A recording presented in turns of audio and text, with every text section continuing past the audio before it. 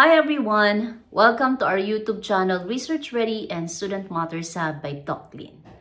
Now we have another lesson video today and I hope that you are all first doing well, no, in your seats, in your comfort zone where you are right now at nanonood sa ating lesson video.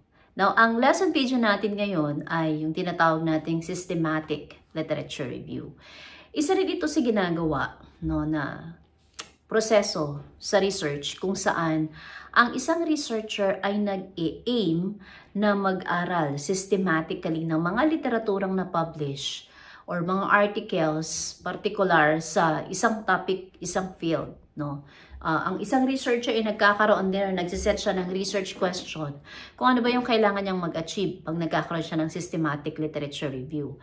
Ito rin ay ginagawa ng mga ibang researcher para mapag-aralan nila kung ano ba yung mga articles na na-publish particular sa isang topic. So gusto nilang magkaroon ng pag-aanalisa or analysis dito sa mga literature na ito. Pero syempre, ulitin ko, ang isang researcher ay nagsiset pa rin ng kanyang research questions or ng kanyang general specific objectives bago niya ito gawin. Napaka-rigorous ng research process na ito kasi hindi siya ganun kadali na pagkatapos mong basahin ng mga literatura ay tapos na.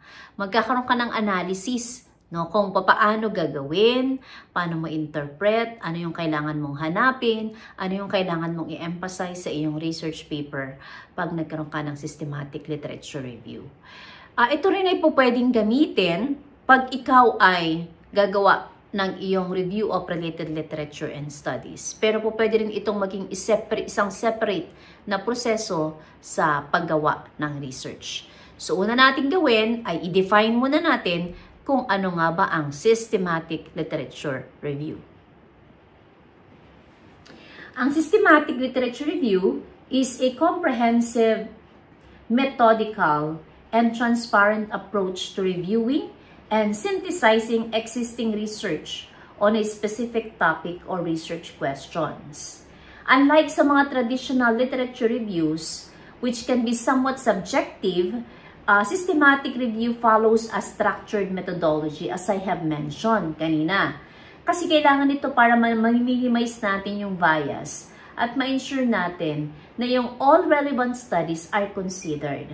Kasi ang aim nito ay masagutan or ma-clearly define ang iyong research question by systematically collecting, evaluating, and synthesizing the available evidence from primary research studies. So, kapag kami ma'am ay magsisystematic literature review, ibig sabihin ba lahat ba ng article na nakakita namin na nakapublish ay pwede namin gamitin? Depende. Kasi ang isang researcher ay magsiset siya ng kanyang criteria kung ano ba yung mga literaturang hahanapin niya. Hindi lahat ng ito ay pwedeng maging qualified dun sa kanyang criteria. So, tignan natin kung paano siya gagawin. Kailangan ba natin gawin ang systematic literature review? Ano ba yung kanyang importansya? Una, yung comprehensiveness niya at saka yung rigor niya. Kasi nagpo-provide siya ng thorough examination of all the available literature on a given topic. It can help to ensure that no relevant research is overlooked. Pangalawa, it minimizes bias. Kasi nga, magsiset ka ng inclusion and exclusion criteria mo and a predefined process. Nare-reduce niya yung subjective biases that could affect the reviewer's conclusions later on. Pangatlo, it identifies gaps. Kasi sa pamamagitan ng pag-synthesize, pwede niyang i-reveal yung areas ng mga research na kailangan pa. No, pwede kasing matuklasan ng mananaliksik na, ito palang aspeto na to ay hindi pa masyadong napapag-aralan batay sa aking mga nabasang literatura or literature or studies. Next, it informs future research. Nakakatulong siya sa mga researchers na ma-identify yung patterns, yung trends, or kaya yung inconsistencies across studies, leading to a new research questions. Dahil sa mga marami kang nabasang mga literature, nakita mo kung ano pa yung kakulangan doon sa field. Na po pwedeng ang maaaring gumawa nito ay yung iba pang researcher. Kasi pwedeng lumitaw ito sa conclusions or sa analysis ng iyong study. Na ayon sa iyong mga pag-aaral, marami pang kakulangan sa ganitong aspeto at maaaring yung mga susunod pang mga researcher ang gagawa nito. No? Kasi nag-review ka ng mga literature at systematically ginagawa mo ito kaya wala kang mga naiiwanang data. At ano naman yung panghuli? Ito yung tinatawag nating informs practice. So, kapag nabasa ko ang iyong literature review, at kunyari ako ay yung nasa field ng education at ang inaral mo ay nasa field ng education, nakakatulong siya sa akin. No? Na itong mga literatura na ito na nabasa at pinag-aralan ng isang author, ay ito pala yung scenario sa ganitong topic. So, maaaring nakita mo na ito pala yung data na hinahanap ko.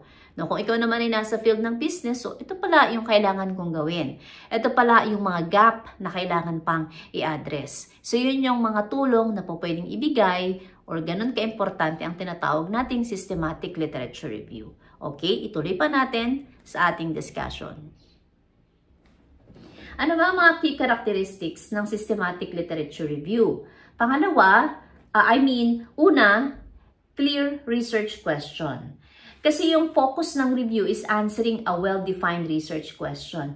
Marami ko ng beses na sinabi yan kanina nung nag-discuss ako, kapag nag-literature review ka, hindi ka lang nagbabasa ng mga article kung hindi meron kang sinasagot na tanong. Pangalawa, explicit criteria. Predefined inclusion and exclusion criteria established to select studies na mimimit yung specific methodological and quality standards mo. So, halimbawa, sinabi mo sa simula pa lang ng iyong pag-aaral, ang akin lamang gagawan ng systematic literature review ay yung mga quantitative research. Ang tawag dito ay meta-analysis. Ang gusto ko lamang ay yung mga qualitative researches, ang tawag dito ay meta-synthesis. Pangatlo, search strategy. A detailed, repeatable strategy for searching database to find relevant studies. Gamit ka ng mga search strategies. Meron akong video tungkol sa data search, no? Kung paano kayo magse-search na gamit ang mga networking sites or ang internet, paano kayo makakahanap. Siyempre, kailangan gumawa tayo muna ng keyword kung ano yung kailangan nating hanapin. Pang-apat, study selection. An objective process of selecting studies based on the inclusion and exclusion criteria. Ito na yung pang-lima, data extraction. So, yung information, systematically in-extract mo na dun sa selected studies na nabasa mo. Pang-anim, quality assessment. Evaluate mo yung quality and risk of bias ng bawat nabasa mong study. At ang pang-pito, data synthesis. So, isynthesize mo na through either a qualitative or quantitative methods yung iyong na-analyze. As I have mentioned, meta-analysis if it is quantitative or meta-synthesis if it is qualitative. Next, transparent reporting. I-report mo yung entire process. I-document mo siya at i-present mo transparently. Maraming ways kung paano i-present ang data ng systematic literature review. At magagawa ako ng separate lesson video about this one. So, magpunta na tayo, ano ba yung proseso or specific process na gagawin ng isang researcher kung gagawa ako ng systematic literature review. Pero ang tanong, sino ba ang mga gumagawa nito, ma'am? Ito ba ay very particular lang sa specific field? No. Kahit sino pwedeng gumawa ng systematic literature review as long as expert ka doon sa gagawan mo ng literature review or ng specific research question na kailangan mong sagutin. Okay? So, ano ba yung mga proseso na kailangan nating gawin pag tayo ay magsi-systematic literature review? Okay, ang una, i-define muna natin kung ano yung ating research question. This is the first and most important step in conducting a systematic review. Kailangan yung ating research question ay clear, focus. Okay? Clear and focus. At kailangan din ang ating question ay specific, relevant, and feasible. They must be clear, focus, specific, relevant, and feasible. Bibigyan ko kayo ng method para ma-frame nyo yung question ninyo. Sundin nyo yung PICO or PICOT format. No? PICO or PICOT format. Typically, ginagamit ito sa clinical research, pero pwede rin itong gamitin sa ibang field. So, ano ba yung ibig sabihin, ma'am, ng PICOT or PICO? Yung P stands for population. Bilang isang researcher, mag-set ka, sino ang target mong population? Who is the population or the target group? Ikalawa, the I, it stands for intervention. Anong intervention or main focus ng study mo? Ikatlo, comparison. What are you going to compare on the intervention? What are you comparing on the intervention? Pang-apat, yung O, outcome. Ano yung expected outcome or results ng gagawin mong systematic literature review? At yung letter T, time, over what time frame are the outcomes measured? So, yan yung PICOT or PICO na gagamitin mo. Magbigay tayo ng example. Kunyari, ang research question mo is, what is the effect of physical exercise on reducing depression in adults age 18 to 40? So, po pwede nga maging P mo, adults ages 18 to 40. Ang I mo is physical exercise. Yun yung intervention mo.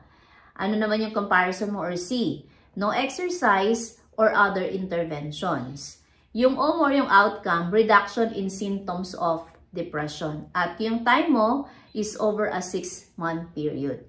Ulitin ko, ang unang kailangan gawin ng magsisystematic literature review ay i-define ang iyong research question. And you might use the PICO or the PICOT format. Second, develop a protocol. Bago ka mag-start ng review, importante na ma-establish mo yung protocol mo. Ano yung detailed plan mo na mag-outline ng iyong review process? First, inclusion and exclusion criteria. As a researcher, i-define mo ano ba yung kailangan kong isama at hindi doon sa aking literature review. Halimbawa, sinabi mo, ang kukuhanin ko lang ng mga literature ay yung tinatawag na peer-reviewed studies. Ang hahanapin ko yung studies with a certain sample size. O kaya naman yung studies na na-publish lang from 2010 to 2024. Yon ang iyong inclusion and exclusion criteria. Specifically, yung studies na published between 2020 to 2023 or 2010 to 2023, tapos randomized controlled trials lang focusing on exercise and depression. Exclusion mo kapag ang sample size niya is less than 20 participants or hindi siya na-publish sa English. Yun yung example. Pangalawa, databases and sources. Saan ka maghahanap?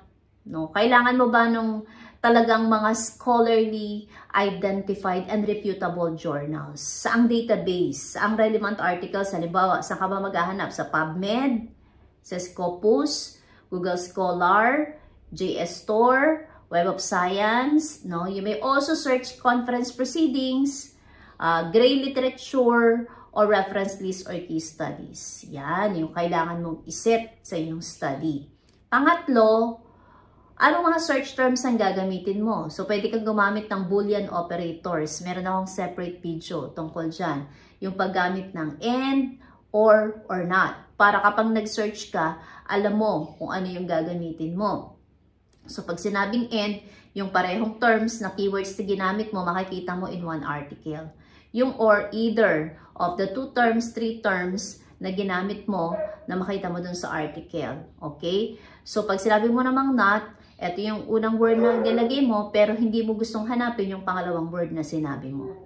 Pangapat, quality assessment. Determine how will you assess the quality of the included studies. Example, using a risk of bias tool or scoring system. So, pag nakita mo na yung mga article, so ito lang yung po pwedeng kasali sa aking research.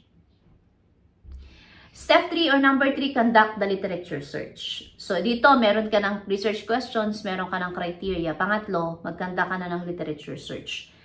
Identify mo yung databases for relevant studies based on your predefined search terms. Importante dito yung comprehensive and repeatable search strategies para ma-minimize mo yung bias.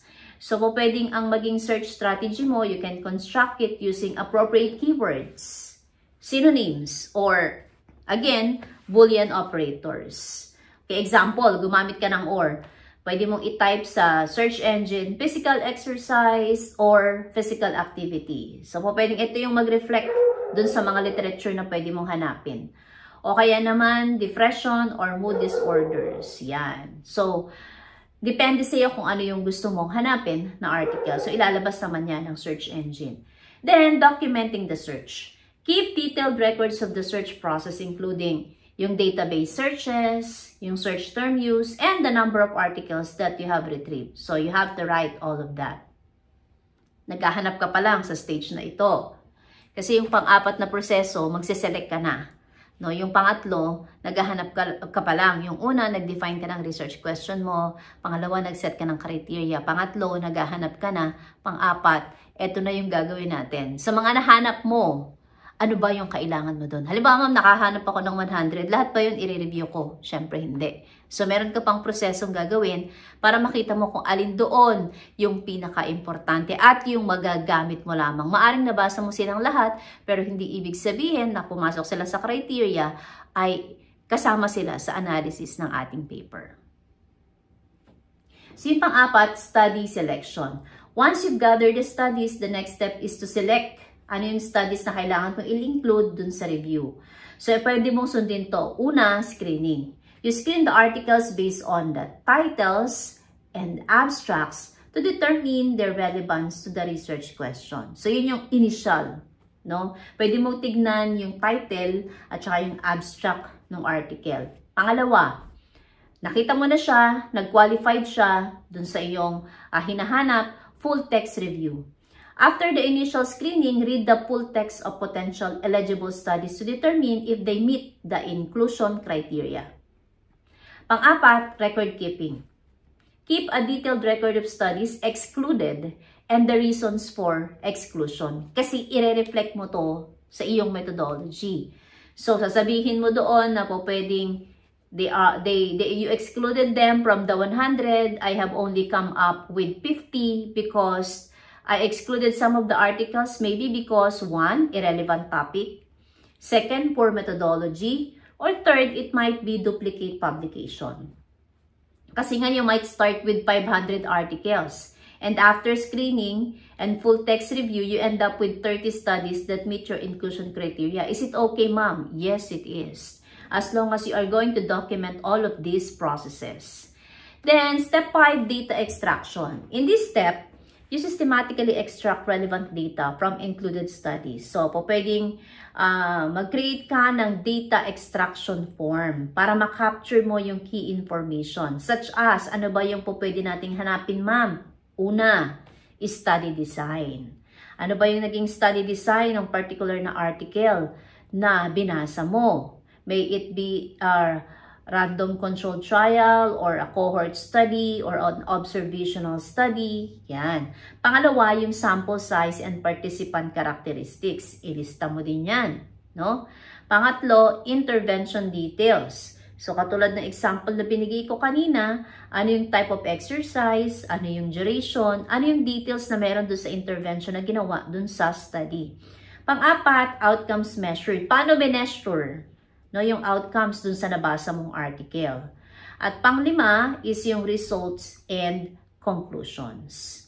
So, example, yung author, okay, yung year of publication. So, you might extract that, isulat mo yon.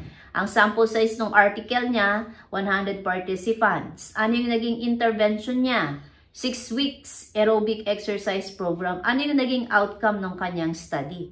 So, sinasabi that there is a significant reduction in depression scores. Study 1 pa lang yun. Meron ka kunyaling 30 articles na ibinigay kanina. So, anong nangyari dun sa iba? Next, assess the quality of the studies. It's important to critically appraise the quality and risk bias in each study.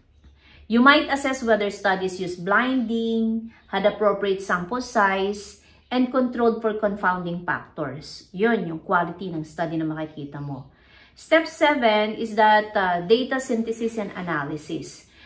If it's a qualitative synthesis, if the studies are too heterogeneous, example, the outcomes are measured in different ways or studies differ too much, ginagamit yung qualitative synthesis to summarize the findings thematically. Pag quantitative naman, ulitin ko, ito yung meta-analysis. These are similar in design and measure outcomes in comparable ways. So, example, you might find that physical exercise leads to 15% reduction in depression scores on average from the multiple studies that you got. No? Magkakaroon ka na ng analysis. Sa 30 na na-review mo, lumalabas na 15% reduction in depression score kapag meron kang physical exercise. Lastly, you report the findings. Once you have synthesized the results, it's time to report the findings in a systematic and transparent way. So, dapat meron kang clear summary of the methodology, yung synthesis ng results, tsaka yung implication for practice or policy for future research. So, magbigay tayo ng example dito lastly ng isang literature review. Imagine, kunyari, nagkakandak ka ng systematic review on the effectiveness of exercise interventions for managing depression in adults. Ang research question mo, what is the effect of physical exercise on reducing depression in adults aged 18 to 40? Ito yung kailangan sagutin ng iyong literature review. Pangalawa, ano yung search strategy mo? Ang gusto ko lamang gamitin ay PubMed, Scopus, Google Scholar. At ang studies kailangan na publish lang ng 2020 or 2010 to 2023. At ang terms na kailangan kong hanapin ay physical exercise, depression, RCT, and adults. Study selection. Nakahanap ka na ng napakarami. After screening 500 articles, nakapag-identify ka lang ng 30 studies na na-meet yung criteria na ginawa mo. Then, data extraction. Kuhanin mo yung kanilang sample size, yung intervention, yung outcomes related to depression. Tapos tignan mo naman ngayon yung quality nung na-assess mo. Wala bang bias dun sa study? Nakapag-identify ka ba ng some sample size and lack blinding? So kasi kapag ka meron, tatanggalin mo pa rin sila. And then on your data synthesis, kailangan i-summarize mo. You can use meta-analysis or meta-synthesis para malaman mo kung ano yung naging result ng iyong study. So, ganun yung pagkakandak ng systematic literature review. Laborious, tedious, or meron kang steps na kailangan sinusunod. Pero, ito yung study na sinasabi ko nga, na si researcher nakaupo lang, hindi niya kailangan lumabas para magbigay ng survey or mag-interview, kailangan niya lang magbasa. Pero sa pagbabasa, hindi ibig sabihin na ito ay pagbabasa lamang, kung hindi pagbabasa na merong sistema na kailangan sinusunod para ang ending magkaroon ka ng quality research. After watching this video, sana natuto kayo at ngayon alam nyo na kung paano ang gagawin nyo pag kayo ay magsisystematic literature review. So ulitin ko, ang systematic literature review ay isa ring proseso sa paggawa ng research. Ibig sabihin, makakabuo ka ng isang research sa paggawa ng systematic literature review. At pwede mo rin itong gamitin para maisama mo siya sa iyong paper, particularly doon sa iyong review of related literature, para magkaroon ka na ng summary ng mga pag-aaral, magkaroon ka na ng synthesis ng mga pag-aaral na po pwede mong ilagay sa discussion as a supporting literature ng iyong findings o kaya naman dun sa iyong chapter 2 na review of related literature and studies. I hope that you learn from this lesson video and you will able to come up with your systematic literature review. So ito yung mga systematic na proseso na pwede niyong sundin kung gusto niyong makatapos sa ganitong klase ng pag-aaral. Please like, share, and subscribe our YouTube channel. Kindly share it also with others para matuto rin sila dito sa lesson video na ito at malaman nila itong ating discussion tungkol dito. Always remember, we unlock insights to empower your minds. Thanks for watching, everyone. See you on our next lesson video. Bye-bye!